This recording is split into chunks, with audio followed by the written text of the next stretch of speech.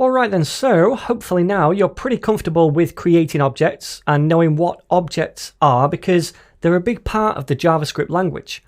And in fact, JavaScript has a whole bunch of ready-made objects built into the language which we can use out of the box. And one of those is the math object. Now this math object has got several properties and methods all pre-made and bundled into it. So we access the math object just by saying math with a capital M. Oops, I've done that the wrong way around. Math with a capital M.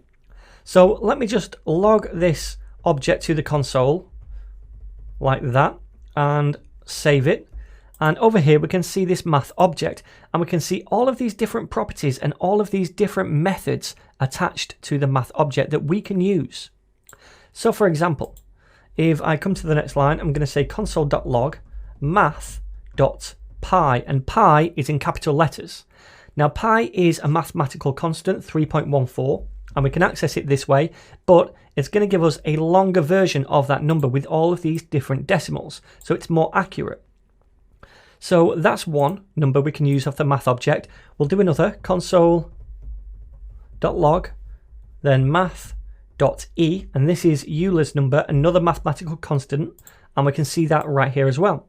So we can use these different constants down here, and we can see them all listed, but we can also use different methods. So let's just have a look at a few of those. First of all, what I'm going to do is create a constant called area, and I'm just going to set it equal to 7.7.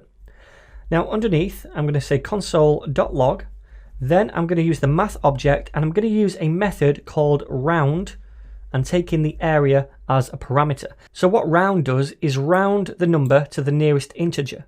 So either up or down depending on this decimal. If it's nearer to 8, then it's going to round it up. If it's nearer to 7, it rounds it down. So if I save this, we should see 8.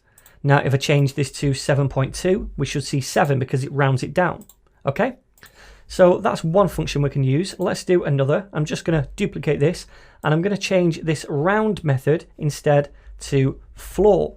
Now what floor does is take a number like this and floor it to the number below what this is. So for example, no matter what this decimal is, it's going to floor it to 7 because it's 7 point something. If it was 5 point something, it would floor it to 5. So if I save it, we can see 7. I'm going to change this to 4.7 and we should see 4. Okay?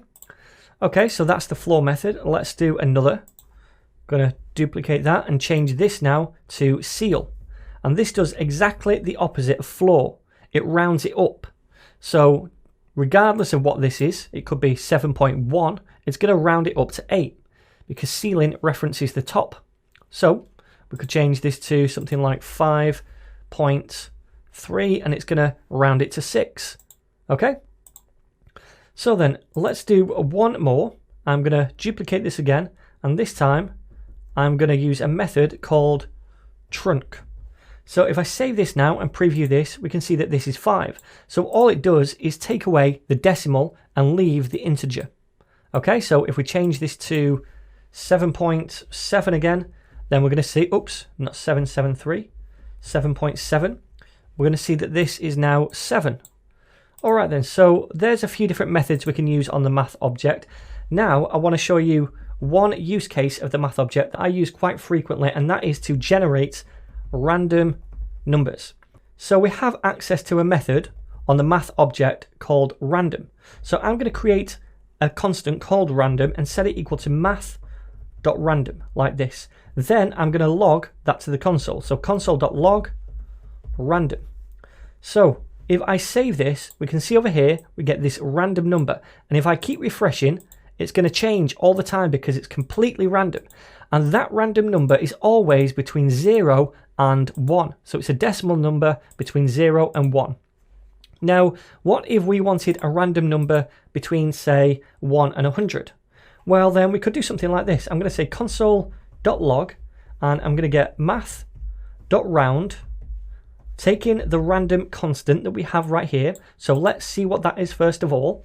So math.round, remember, and refresh. So that is either 1 or 0 all the time. If I keep refreshing, it's 1 or 0. Now, if I take that random number and times it by 100 in here, then it's going to be any number between 1 and 100. So if I refresh this, we can see 99, 14, 18, 26, 97, etc. So this is a nice way to get a random number between 1 and 100. So there we go, my friends. That is the math object. It's just one of JavaScript's built-in objects that we can use. There's also other objects built into the language which we are going to use later on as well, such as the date object.